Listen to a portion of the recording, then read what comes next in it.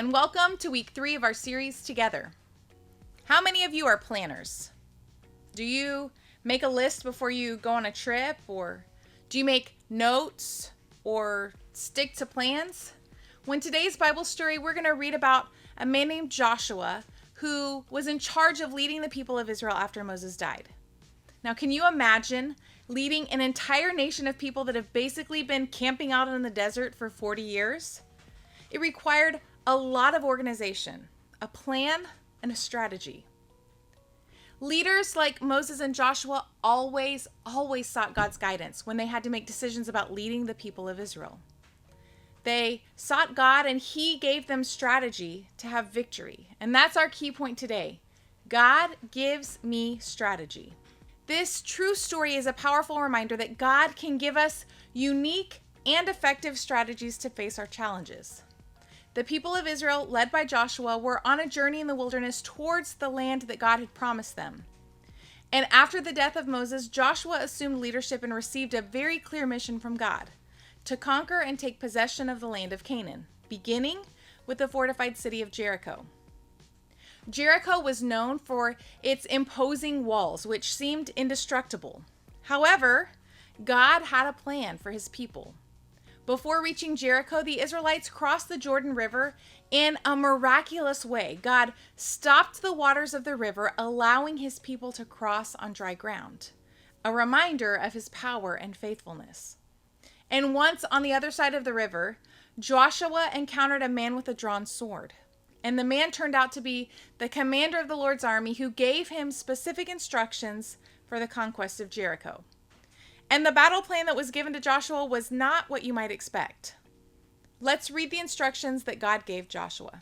Now the gates of Jericho were tightly shut because the people were afraid of the Israelites. No one was allowed to go out or in. But the Lord said to Joshua, "I have given you Jericho, its king, and all its strong warriors. You and your fighting men should march around the town once a day for 6 days. 7 priests will walk ahead of the ark, each carrying a ram's horn. And on the 7th day, you are to march around the town 7 times with the priests blowing their horns. And when you hear the priests give one long blast on the ram's horns, have all the people shout as loud as they can. Then the walls of the town will collapse, and the people can charge straight into the town." So Joshua called together the priests and said, "Take up the ark of the Lord's covenant and assign 7 priests to walk in front of it, each carrying a ram's horn." Then he gave orders to the people, "March around the town, and the armed men will lead the way in front of the ark of the Lord." Joshua 6, 1-7. God gave Joshua detailed instructions on how to lead the people to destroy Jericho. And even though the plans were unusual and didn't exactly make sense, Joshua instructed the people exactly as God told him, and they obeyed God. And then, when the people heard the sound of the ram's horn, they shouted as loud as they could. And suddenly, the walls of Jericho collapsed, and the Israelites charged straight into the town and captured it. They completely destroyed everything in it with their swords, men and women, young and old, cattle, sheep, goats, and donkeys. Joshua 6, verses 20-21. God delivered Jericho into the hands of the people of Israel as He had promised. And this fortified city that seemed too big to be defeated was destroyed when they raised their voice and worshiped God. Joshua trusted the strategy that God gave him, and we too should trust God even when we don't understand His plans. And I know what you may be thinking. Well, God hasn't sent a commander of His army to tell me what to do, and I need to know about what to do at school or who I should hang out with. Well, let me remind you that even if it's not through an angel, God speaks to you and I and gives us directions in many, many ways. And if we seek Him and what He's asking us to do and His direction in everything, I promise you that He will show you the path that you're supposed to take. And then, when God does show you and tell you what to do, we must trust what He says and obey Him. The obedience of Joshua and the people of Israel was crucial to their success.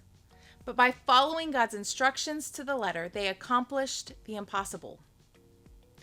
We also will need patience and perseverance when we receive God's strategy.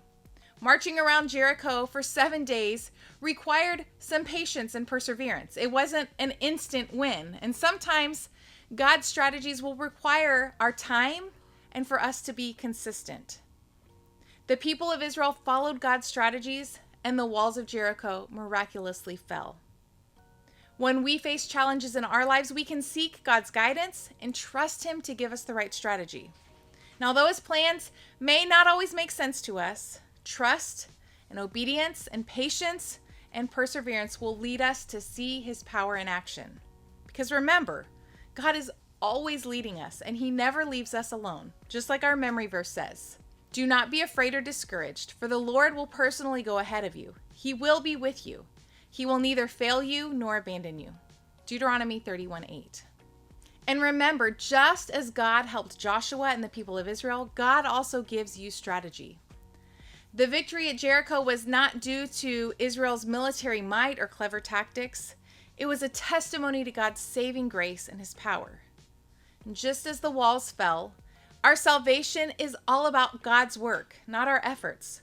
We simply accept that we're sinners and that Jesus is God's Son and believe that He came to save us from our sins.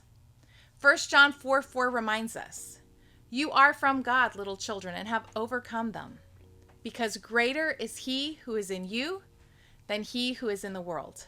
Just as God's strategy brought down Jericho's walls, His Spirit within us empowers us to overcome the world. God's love is central to our stories. For Joshua, God's love for His people led to victory. In 1 John, God's love is manifest to the world through Jesus, the sacrifice for our sins. And as you and I love one another, God's love is perfected in us. The story of Joshua and Jericho teaches us that God's ways are often beyond our understanding, and His strategies may seem unusual, but they lead to victory. As we seek His strategy and trust Him and walk in obedience, we experience God's power and His love.